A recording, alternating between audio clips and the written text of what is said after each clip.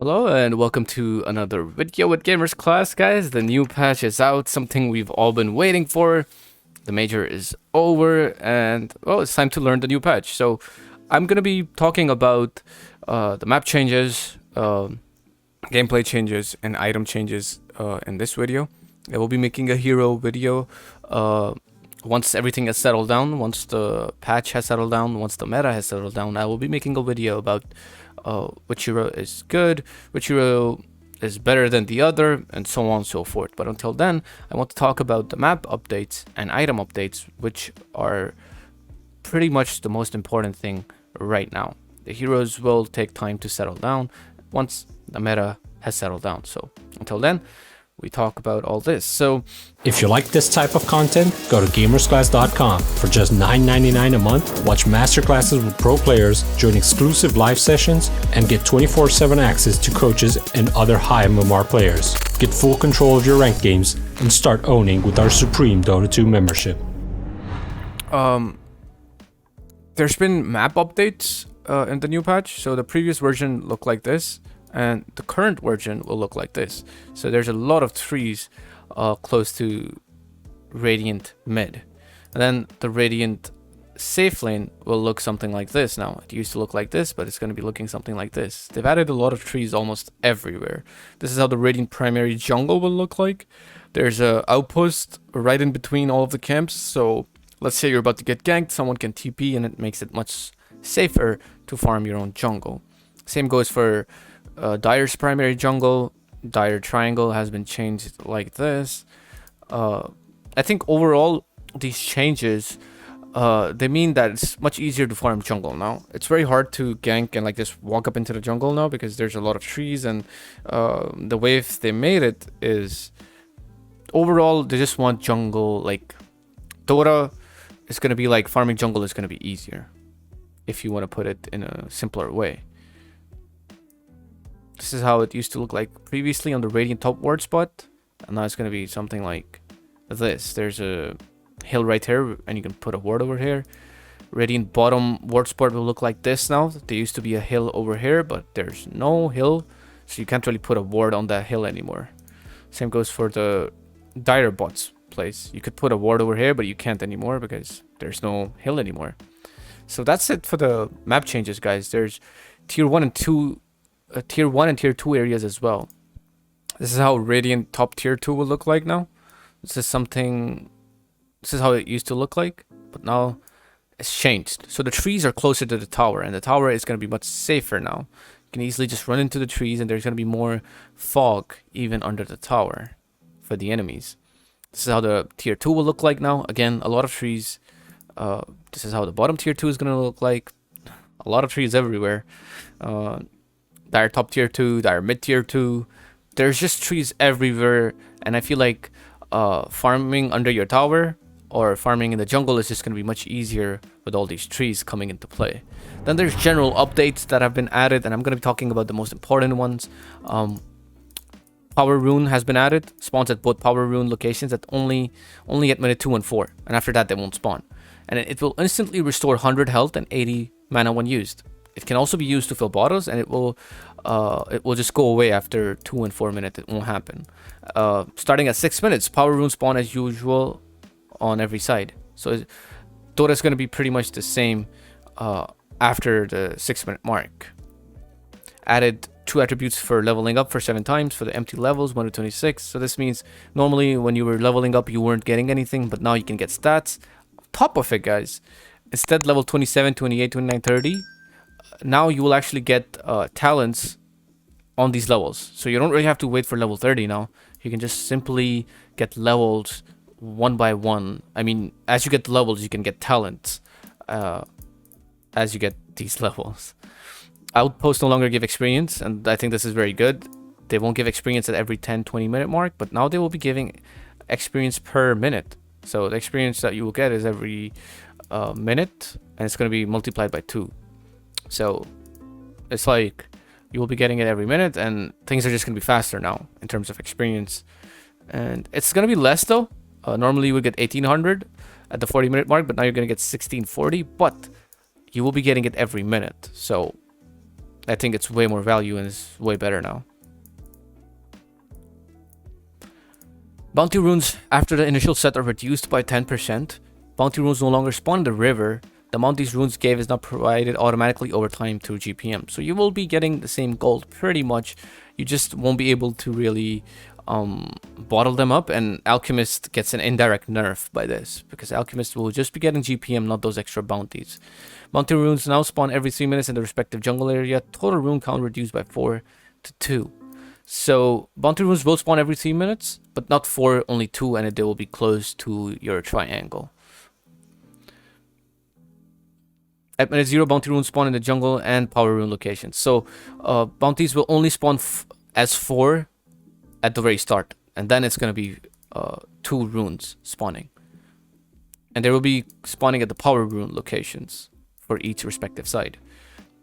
Various cast range changes and movement speed, talents, items, abilities have been replaced or toned down.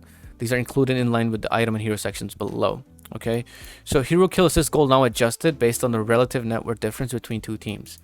Well, this means that if you're far behind, you have a higher chance of coming back into the game. For example, if your team is down 5,000 gold and the enemy has 50,000 total net worth, your assist gold will be worth 10% more.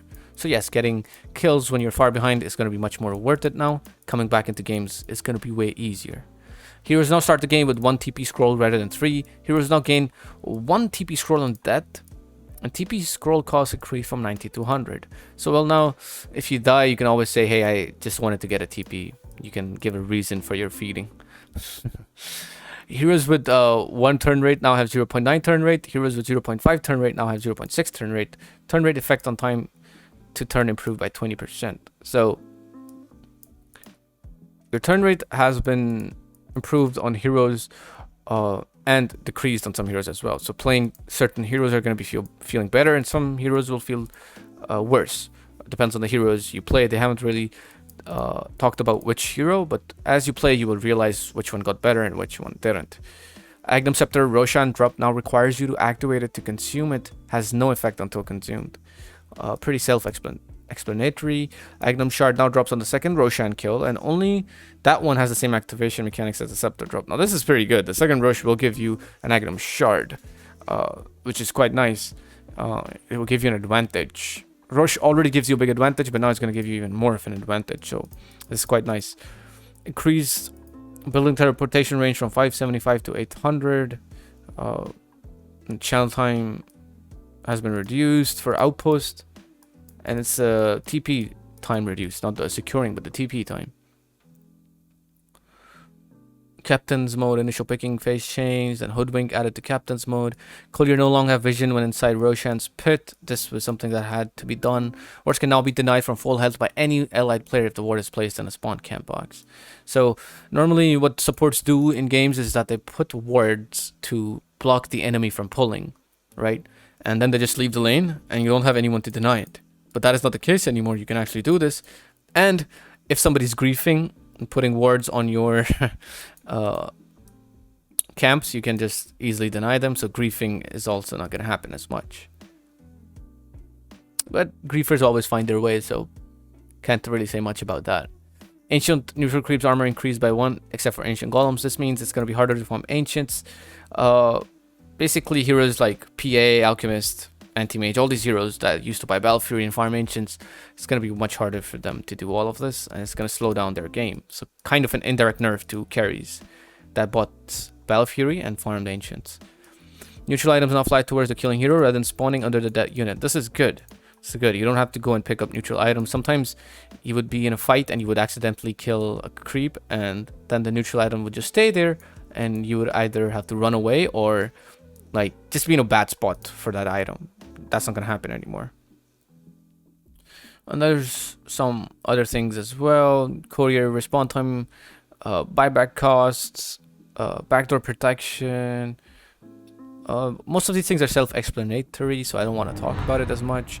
Item updates. Tangos now expire after 40 seconds. So this means the mid laner cannot get tangos anymore. You have to buy it for yourself, or you have to buy your own region or whatever, but you can't really get sheer tangos at mid, because after 40 seconds they will expire. Sharing tangos is going to be a thing for side lanes now. Necronomicon has been removed. I think all of us can praise Gaben for this. Satanic cooldown reduced from 35 to 25. Unholy Rage can no longer be dispelled. Unholy Rage now applies a basic dispel on cast. Okay, Satanic is much better now. Battle Fury kind of nerfed. Mana regen reduced and cleave damage reduced. So yep, Battle Fury has been nerfed, and Gaben's trying to nerf carries that just bought Battle Fury and AFK farmed. That's not going to be the case in this patch. Meteor Hammer stun duration reduced, but the building damage per second has been increased, so I think the item is still okay. Abyssal Blade, however, has been nerfed to the ground. It does not have a blink effect anymore, so you have to be in melee range to use Abyssal. And the total cost is cheaper, but it's nerfed to the ground. I will never recommend buying this item anymore. It's just nerfed to the ground entirely. There's some changes on these items as well. They're pretty self-explanatory. Manta style, melee illusions incoming damage reduced by 350 to 300, and range illusions incoming damage also reduced. So Manta is somewhat a relevant item again. People stopped buying it. People were buying SNY, but I think Manta is somewhat back and something you want to try in your pubs. Sentry Ward cost reduced from 75 to 50, and the true sight radius is also reduced from 1000 to 900. Helm of Iron Will, armor increased from 5 to 6. Armlet of the Morrigan, armor increased from 5 to 6. Active health drain reduced from 50 to 40. Okay. So heroes that like to buy Armlet, especially Husker, are going to be back now. Armlet has been somewhat buffed, I would say. And I think Husker is going to be picked even more now. Energy booster cost reduced, vitality booster cost reduced, and yeah, pretty simple. Now the BKB, guys, has also been changed, and the cooldown has been increased from 70 to 75, but the duration is rescaled from 10, 9, 8, 7, 6, 5 to 9, 8, 7, 6. So in the early phases of the game, you will have a 9-second BKB, which is going to feel bad compared to 10, but into the late game, you will have a 6-second BKB, which is obviously better than the 5-second.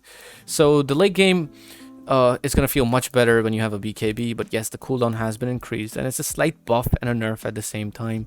I still think BKB is a pretty good item in this patch. Clarity has been, the duration has been reduced, and the mana is 180 mana to 150. So this means you'll be getting just less mana pretty much. Bottle has also been nerfed. Cost increased from 625 to 675, and mana regen reduced from 75 to 65. HP regen also reduced from 125 to 115. So bottle slightly nerfed. And then there's these aura items that now provide more regen to yourself. All of them do the same thing. Force Staff now gives you health, and it requires a fluffy hat. So it's going to be much better to buy on cores now, since you get more tanky. As a core, you don't want HP regen, but you want a lot of health, so you can be tanky. So that's what the Hurricane Pike and the Force Staff are going to provide, which is nice. The Fusel Blade, mana break damage per mana burned increased from 80 to 100%. So I'm pretty sure PL and Slark players are very happy with this thing. Agility increased, and the mana break on melee illusions reduced, but apart from that, it's quite strong now. And Solar Crest has been changed. It is 1150 cheaper, but there's a lot of things that have been changed as well, such as armor reduced, stats reduced, and shine active armor reduced, but the cost is cheaper, so supports can buy this, and I think it's still a pretty good item. It's much cheaper now, the supports can buy it way easily. Vanguard block chance increased. Slippers, gauntlets, and mantles cost reduced, and bracer HP regen increased. So this means it takes 5 less gold to buy a raid band bracer or null talisman. Singe and Yasha attack speed reduced. Yasha and Kaya attack speed reduced, but Kaya mana regen amp increased, and Kaya and Singe and all these 3 items, their mana amp has been increased. So Lesh and Storm players, you must be very happy reading this. I'm very happy reading this. Agility increased from 14 to 16 on the Dragonlance. Mechanism mana cost reduced. Mage Slayer recipe cost reduced. Blade Mail recipe cost reduced. Echo Saber strength increased. Slark players and Monkey players must be happy with this. Echo Saber is strong again. Helm of the Dominator bounty reduced from 200 to 100. Renamed from the Helm of Dominator 2 to Helm of the Overlord, and added to the shop UI. So you can now dominate up to 2 units with this Helm of the Overlord, and the bounty is going to be 150. Shadowblade cooldown reduced. Silver Edge mana regen increased from 2 to 4, and intelligence bonus increased from 10 to 15. Divine Rapier no longer provides true sight, guys, and damage has been increased from 300 to 350. So this means you have to buy MKB if the enemy have any kind of miss or evasion or whatever. So Divine is not that good into the late game. You will still need to have 2 slots to keep the monkey with you, Monkey King Bar. Mjolnir chain lightning damage increased, static charge damage increased, Soul Ring recipe cost reduced, Quelling Blade damage reduced. Witchblade now has True Strike. This is amazing. This is really good. For mid lane intel heroes, you don't have to buy MKB, but you just buy a Witchblade. Shiva's Guard cooldown reduced, Urn of Shadows mana regen reduced. Most of these things are self-explanatory, not that big changes. Dagon cash range increased though, which is big. Cost also reduced, which is big for heroes that like to buy Dagon, such as Tinker and Pog. Rod of Aethos projectile speed increased. Gleipnir's projectile speed increased. And Bloodthorn recipe cost reduced. Enchanted Mango can now be sold. And Smoke of the Seed now dispelled by the fountain. Okay. Royal Jelly has been removed. Sad. A moment of sadness for our item right here. Broom Handle damage increased from 12 to 4. Ocean Heart Reaver HP and MP regen increased from 8 to 4 to 10 to 5. Chipped West health increased from 3.5 to 5. Return damage increased from 28/17 to 30/20. So some of these items have been buffed. Yes, they removed Royal Jelly, but they actually buffed all the other items. They're much stronger. Imclaw gives more damage now. Philosopher's Stone gives more GPM. Pupil's Gift gives more attributes. Grove Bow gives more magic resistance reduction. But Bullwhip and Quicksilver Amulet have been nerfed. The movement speed has been changed slightly. Cooldown has been reduced. And mana regen has been reduced. Quicksilver Amulet passive movement speed reduced. And active movement speed also reduced. So slight nerf, but attack speed has been increased, and the projectile and attack animation has been increased as well. So I wouldn't say that they're bad items now. They're still pretty good, just a slight change. Mindbreaker silence duration increased from 1.5 to 1.75, and the cooldown has been reduced as well. So Mindbreaker is quite better now. And Psychic Headband bonus increased. Element Tunic movement speed reduced. Spider Legs active movement speed reduced. Paladin's Sword now gives 8% lifesteal. So this is really good for Leshrac. Amazingly good for Leshrac, the Paladin Sword. Spell Prism stats reduced. Illusion's Cape bonus damage reduced. Telescope attack and cast range reduced. The Leveler now gives 5 armor and attack speed. So the Leveler is much better now, I think, especially with the armor. The carries are going to feel much better using this item. And Flicker now always goes in a random forward direction with a random distance between 200 and 600. So that's a lot of random directions going on with this item now. Penta-Edged Sword buffed a bit. And I mean, most of these items, they happen very late into the game. So like, yeah, like out of 100 games, you'll get these items probably 5 times. So yeah, they've been changed, and it is quite self-explanatory.